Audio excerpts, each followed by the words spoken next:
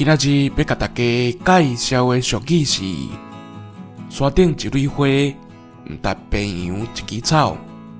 山顶的一蕊花是甲平地的一枝草袂比哩。徛悬悬的花，互人感觉真孤独，无人会来甲相借问。啊，伫平地的草是甲人有来有去，加真活骨，互人的感觉是差足济的。